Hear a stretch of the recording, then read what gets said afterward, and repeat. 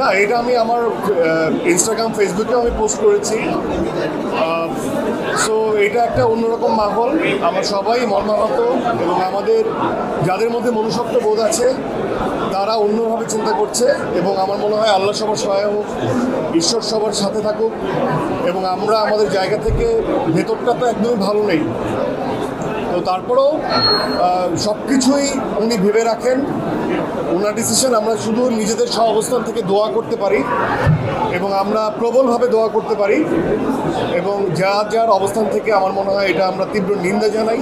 যা ঘটছে প্রতিবাদ করা উচিত এবং দোয়া করা উচিত, যার অবস্থান থেকে আমার মনে হয় দোয়া করা উচিত। তো এখন কি বলবো,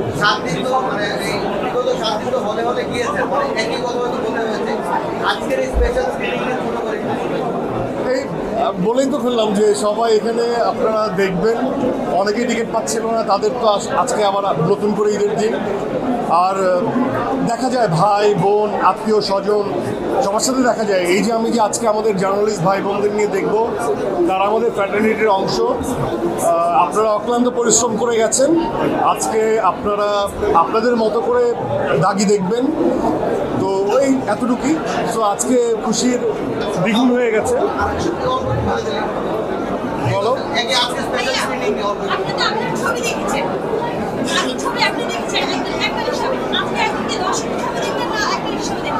আমি সবসময়ই আমার ছবি যখন দেখি আমি তখন দর্শক হিসেবেই দেখি।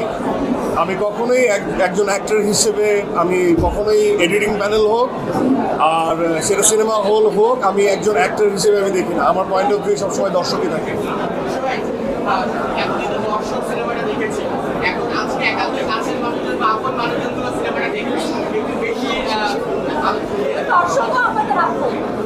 সবাই তো আপন, তো আপনজন নিয়ে দেখবো।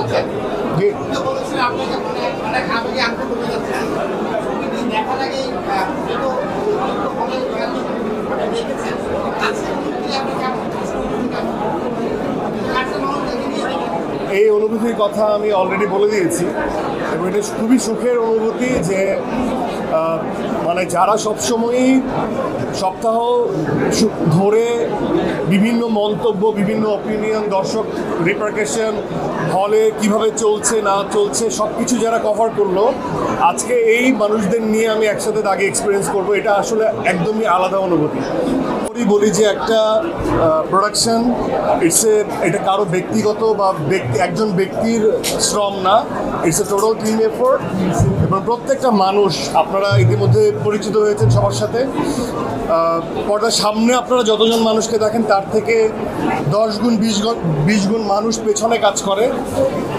আমার মনে হয় যে তারা কেন কথা বলতে পারে না সেটা আমাকে ভাবায়। তো আমরাই সবসময় কথা বলি।